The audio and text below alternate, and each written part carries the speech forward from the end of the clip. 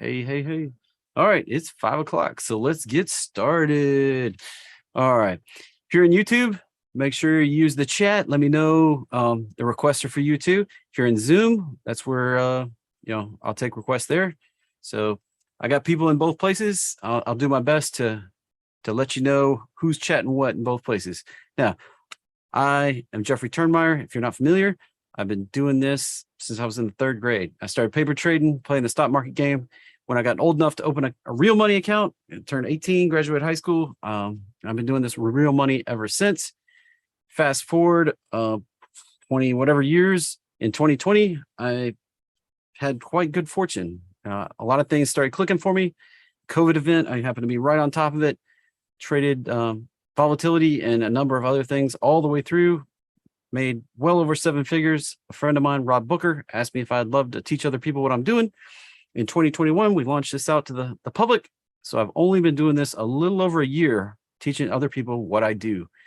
And so if I'm not quite as polished as some of these old gurus out there, that's why. I did not come from money. I did not come from Wall Street. Just been a trader right there in Knoxville, Tennessee the whole time. You can see I went to the University of Tennessee here, which is in the picture. And today we got 5 topics here today. Usually we start with 3, but today we have 5. We're going to talk about the SPX bounce. We're going to talk about oil, how it's moving, what I expect next. We're going to talk about some crypto and the magic window that we're in. Then, of course, we're going to take your requests. That's the main point of 30 minutes of awesome. 30 minutes of awesome stock analysis. And then we're going to give you a little preview of something we launched today. So let's get started, shall we? Let's see if I can get out of this slideshow first.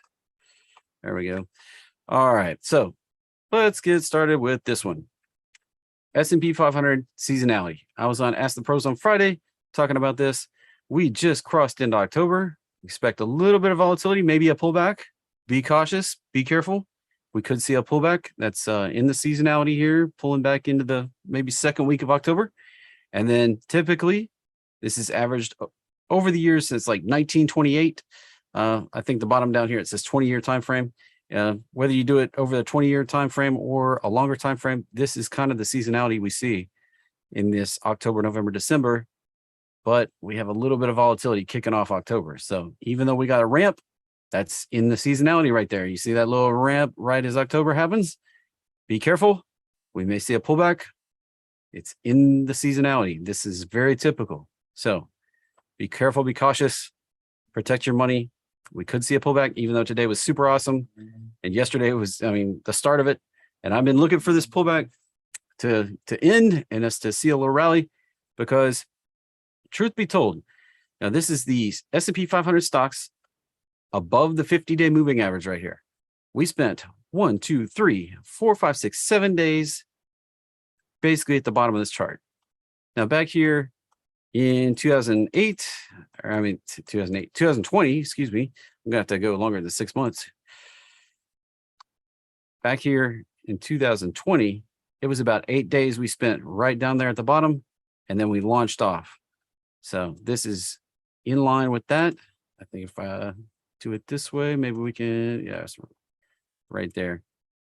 Yeah, so we spent a few days right there.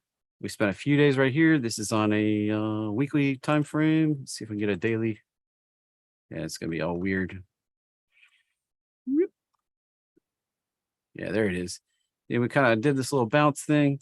So we've kind of spent some time at the extreme measures. Now today, at the close, only 20.3% of S&P 500 stocks are above their 50-day moving average. Now, typically, after we've spent some time at the bottom of the chart, down near 0, we rocket up above 90. That happens over and over. As you can see back here in 2020, we rocketed right up here, back over 90. And that happens over and over. Right here in 2018, rocketed right up over 90. So this correction, that can kind of be in line with what we were just talking about in October. We may see a little dip and then a rip right up back up here, where we see the S&P 500 stocks above their 50-day moving average, over 90% of them over their 50-day moving average. It's entirely in the realm of what we might see. All right, moving on down. So this, to play devil's advocate here for just a moment, I posted this in Discord earlier. Anybody that's a paid subscriber gets in Discord. What we have here is job openings. Now, the month over month, this was released, and we saw the biggest drop in month over month job openings, excluding COVID. And really, we beat March of COVID, and April of COVID is the only time when there was a bigger drop in open jobs, available job openings. So right now, that's a little red flag going on there. We just saw the biggest single month drop. It was over 1.1 million job listings that just disappeared. So that doesn't sound super bullish to me, or at least, what is it? They say we're in the not a recession, right? We're not in a recession. Yeah, that sounds consistent with not in a recession, right? So I don't know. Anyway, this chart that I've been posting, showing y'all since August, right? We were right up here in August when I first posted this, and I had the red line. I haven't updated that red line, but we came all the way down, kind of bounced around here, pushed the limits as we went into the end of the quarter, and then we've gotten a healthy bounce here this week so far. Now, this red zone up here, hanging out between 3,900 and 4,100. It's kind of the bounds of that red box. We're going to have to get up through that to establish the ability to run to an all-time new high up here around 5,100. Now, the possibility exists that we find resistance right there one more time and go revisit one of these lower levels. And those lower levels have not been changed. They have not been updated since I put them on here. They're still down here around 3,500, and then down here around 3,200. And some people tell me that there's other gurus that have picked up those same levels. These haven't moved on my chart basically since I put them on here back in August. So just been holding steady with those. Now, zooming on down into a lower time frame, what we were doing was we were riding this channel. This channel topped out in August here. We've been riding this channel. We tried to break out a couple weeks back, and we got crushed right down. We were just kind of riding the bottom of the channel, and then we flipped the month, and we rallied right up, and we're trying to break out the top. Just as soon as we pushed out of the top of it today, we started pulling back, getting a little resistance. We had this little bit of chop, although we did end at the highs of the day. I need to see some confirmation, some continuation above this hourly, and that dashed line would be my roadmap line if it was drawn on here, but it represents the roadmap line right there at the 144 EMA. We need to push up through that, and I expect to see a move on up through there, potentially up to about this level right here, which would be the 4,025 level. We could see a bounce back down, touch the roadmap line before we can blast on up in earnest. So we may see a little reversal out of that red zone. Just be careful, be cautious, be aware. All righty. Now, editing my wheat trade here. My wheat trade chart. If you're not aware, I'm kind of bullish on wheat.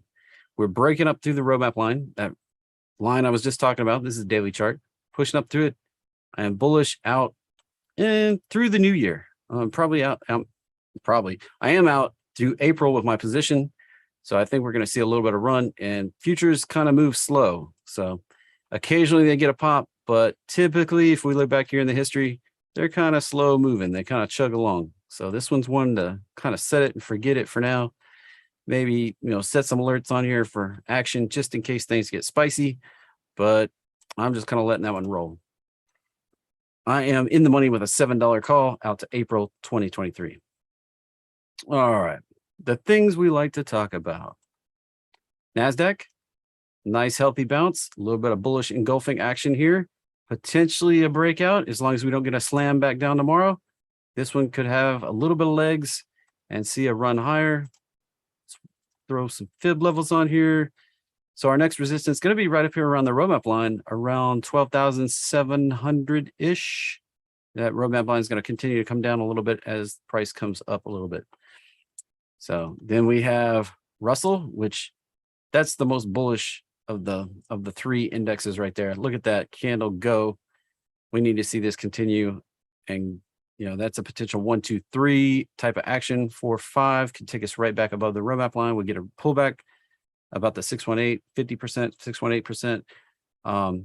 And then a go, and that would be a measured bounce setup. Super bullish potential right there. Also note that Russell did not make a lower low. This is our small caps here. That's super bullish after having consolidated for all of 2021. Breaking down here, consolidating with a bullish higher low. This thing could be tipping its hand that we're going to see a run higher.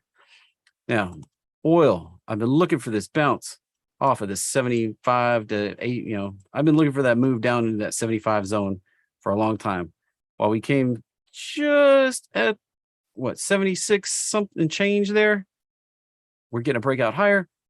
There is a little bit of head and shoulders action going on here. A head and shoulders rejection here. Let me see. I don't have the tool turned on. Grab a head and shoulders tool if I can find it. There it is right there. So we have this.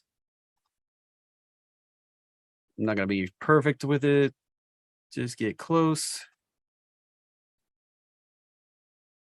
There it is. Right there.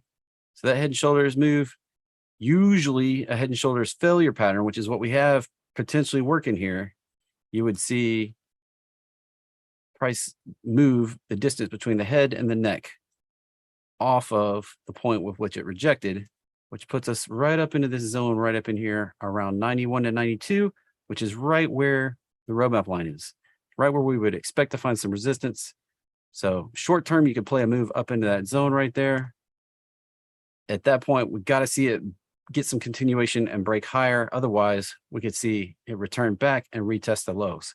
So be careful, be cautious on oil. This is not yet a confirmed reversal, although it's going to need to get above the head to really get some legs and continue higher. Now, once we get this confirmed move up, this confirmed reversal, I do expect we'll see a move up and a pullback before we go higher.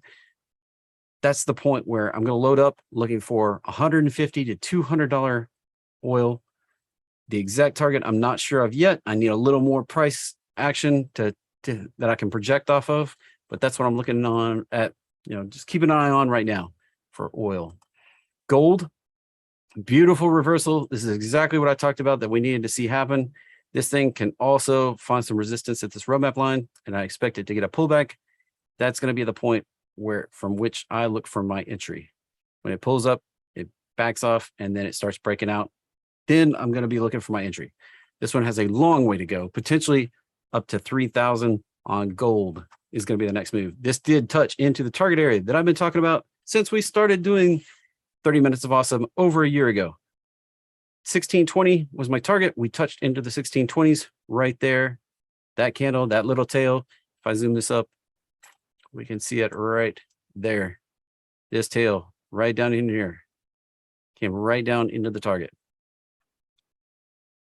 Took forever to get there, but it happened. Now, moving on.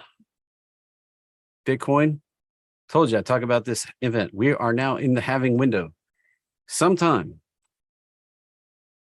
around 12 to 18 months before the next halving event, which, if you're unaware, occurs in April of 2024, or March of 2024. Happens in March of 2024. That's roughly, the block mining determines when the halving is, and right now, projected out that far, it's roughly going to happen in March of 2024. Now, 12 to 18 months before that time, Bitcoin has historically made a bottom in its price and then kicked off a run into the halving event. And we are in that window. September was 18 months ahead. March is 12 months ahead, March of 2023. So from now, October to March, look for Bitcoin to confirm its bottom and start running higher. This is ideal time to go in lightly, especially if we get a confirmation of a bottom, we can start making some higher highs here. Then it's going to be a green light that this thing can take a massive run into the next halving event in 2024 and probably make a new make its next high around 2025 and then pull that back and make another low where everybody thinks crypto's worth dirt and, you know, no good, whatever. This happens every single time. This happened back before the last halving, which was in 2020. Everybody thought crypto was worthless in 2019, 2018. Like, oh my gosh, it's going to zero. It's worthless. It's a big Ponzi scheme. Same news stories happen every halving cycle. Halving cycles are approximately every 4 years, not perfectly, because they're based on the blocks that get mined, not on an actual time. So I am looking for, I'm looking for a big entry, but really I've just been accumulating. I started accumulating back here in June, July, and August, and I just keep accumulating small bits every week. Eventually this thing's going to take its next run. And I do mine, so I get paid every 4 hours or so on the mining. All right, it is time for everybody's favorite request period. So I see CFN YouTube. I'll go ahead and grab that one. Well, it pulled right down to the roadmap line there. Looks like that happened. Didn't pop up first, so let's remove some of these fib lines and clean this up. Came right back down to the roadmap line. Leave this stuff on here every week. All right, coming up into this resistance, we've got a 618 right above that. So really the orange needs to grow just a little bit, right like that. So we're into resistance here. Got to break above that to be able to see the next run here. And targets for the breakout higher would be 127 or 137. But you don't have the confirmation until you're about 110. All right, next up, WWE World Wrestling Entertainment. That looks pretty bullish to me. I'd be looking for target. Let's see what we got. Based on that move, we hit the 618, pulled back to the, that's classic right there. This move right there, right off the roadmap line, right up to the 618, found resistance, rejection, that big hammer candle right there, pulled all the way back down to the 100%, back where it consolidated before. This is very classic price action right there.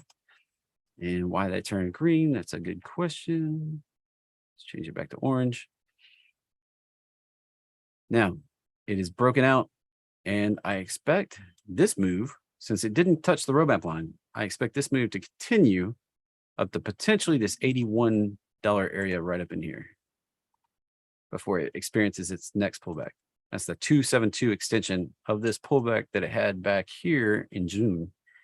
And since this pullback wasn't quite as severe, although it does look like it might be an echo. Let's see, pretty close. Yeah, really close. So what might happen here is the same size move off of that, which would take it. Oh, look at that right there. You see where that? If this move right here was an echo of this move, it puts it right at that red line, the 100%, which is right at the 272. That's uncannily coincidental, if I do say so. All right. Next up, JCI, Johnson Controls. Yeah, that one's a little bit bearish. We need a move higher than these highs right over here. We need a breakout over that stuff right there. And then CNQ. Again, we got to see a breakout above the roadmap line here and above these highs. Got to get above this orange box. That blue line's kind of the first area, the orange box resistance.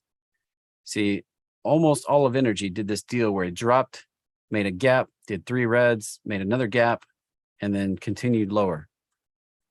Now, oil is looking a little bullish, so this can turn around quickly, but we've got to get through that resistance zone where it did those gaps. All right, VLO probably has the same sort of pattern on it. Yep, gap down, 3 reds, gap down. Got to break back above that junk. All right, let's hit a couple out of Zoom here. KO, that looks pretty bearish right now. probably heading toward this point down here. At the time, we had head and shoulders. This is a head and shoulders pattern right here. That neck, the head to the neckline is this arrow right here. So somewhere in this neighborhood is where I expect price to go. Somewhere right down there in the 50s. All right. AMGN. Looking a little bearish. That's kind of the same pattern right there. The shoulder, head, shoulder, break. So that one could potentially see a move down. I don't have the exact neckline, but somewhere around there. So somewhere down around 216 or so. Maybe where it needs to go to finish this pattern up. Now, head and shoulders pattern is based on an Elliott wave pattern, which if you've been around me very long, you know, I love the Elliott wave patterns. So that is one of those patterns that I keep an eye on. All right, CI will be our next one. That's looking for an extension higher. Yeah, finding some resistance there. Pull back to that. See, same pattern. Bounce off the roadmap line, run up to the 1618, pulled all the way back to the 100% where we had the consolidation before. And now the potential breakout up to this next fib level right up here. Same pattern. These are my favorite patterns. All right. SBLK is going down the tubes. Let's see if that's an echo down. Yeah, it looks like it can go just a bit more to the south side here. Doesn't have to, but that's where it looks like it's going to go before it finds a bottom, at least. All right. Next up, HUT. Looking pretty horrible. It has not held support like it needed to so far. You know, it's hanging right in at the limits. If it breaks down any more than that, it's probably going to make a lower low down around below $1. So be cautious, especially because that move down, this bounce up. The next move down, if it was proportional, I'm gonna have to put this in a log scale, maybe. Yeah, right down in the same zone there. Yeah, it could take it down to $1.16-ish, but it could take it right down here to $1. So yeah, watch out for that one. All right, MU. That one looks like it's chugging down to me. Came right down to the top of the orange box. I mentioned that would probably retest the top of that orange box. Well, it got pretty darn close. Just slightly missed it. This could be the bottom. This is not going to be one I watch until it gets back over the roadmap line. This is in the same vein as NVDA. And if you missed all the things, or NVDA, if you missed all the things I talked about last week, you probably should go rewatch that video I talked about chips and why they're down. And a lot of people thought it was informative. That was kind of my C target right down here. So this is the point where NVIDIA and probably AMD also, right down to the target. If it breaks any lower, it's probably going to extend down here in the 50s. All these can kind of find a bottom right in this area. So what is my favorite crypto stock I saw asked? It's this one right here, Mora. This one did a very proportional, held this level right in here, and is finding strength as soon as we break out over here. It looks like game on. Didn't quite get that to the high. As soon as we break out back above 15 or so, back above the roadmap line, when we struggled to get above it here, didn't quite get it, bounced back down, retraced. This is pretty close to my measured bounce setup right here. Depends on if you're in log or not. My measured bounce setup looks for a move up, a retrace that's a 618, and then a blast out. And it can take us right out to this 48 to 50 area on the target. So that's what I'm looking for. All right. SFSI. Didn't get that one right. SFSI. Yeah. SFSI. Oh, you're looking for S5 FI. And S5 FI. That's it is above 20. So hopefully we can keep that momentum going and get on back up there. All righty. Yeah, I'm not sure on 2025 where I'm gonna have to have more pricing for Bitcoin. Keep coming back, I'll update you. And then UNG. This one has found some support here. And we're looking for it to break back up above 26 to get that run. This one has a great potential based on the natural gas chart right here, holding the blue line I put on here. It has a great potential to break up higher, get an extension, and do at least this $12 area, if not the $15 area, running into November of this year. So that natural gas tends to peak out around late October and in November. Just does it every year. It's just a seasonal pattern. As we come into the winter demand season, it just happens to make a spike. That's what I'm looking for this. And then I'm going to be off of natural gas for a little while. Probably chill out on it for a while. All right, LOW. Coming up, finding resistance to the roadmap line. This is a red flag for me right here. Series of lower highs. It's got to get above that sort of downtrend there. It's been in that downtrend since looks like mid-August. Trouble getting high, lower high, lower high, lower high yet again. Although it is a little higher than this consolidation here. Still lower, still below the roadmap line. If it runs down, makes a lower low, that's a downtrend, and it may retest the lows. All right, Twitter. That was on news that Elon Musk may actually complete his acquisition. So right back up near the acquisition price, just based on old Musk tweeting that he might actually finish buying Twitter. So irrational move up. Hard to know on that kind of thing. That's just completely speculation and news driven right there. All right, CNG, and you're limited on the upside until that merger happens or is completely off. Like it's not going to go much above the merger price or the buyout price, because that's the buyout price. I mean, it's kind of like a fixed price. So Twitter's not really worth messing with too much, in my opinion. CNG. Is that the CNG you were looking for? I don't see a US listed CNG. Not much I'm doing on that one. All right, already did HUT. Let's see. Lululemon. My wife says I say it funny sometimes. The boss. All right, so found some resistance to the roadmap line. Tried to break above, broke down. That's not overly bullish, although that's more of a sideways pattern than anything. We did reach down into this area where I was looking for support, right on that blue line. So that's all kind of happened here. Yeah, I wouldn't even be looking for anything on this one until it broke a new high above, say, 360. Rerun a fib line. Yeah.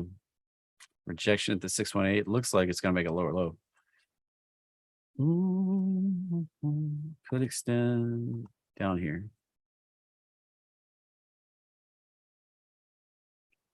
I'd watch out on that one. That looks like dangerous. While it can get going bullish, that's a lot of sideways. You see how that blue line comes from the high back here before COVID.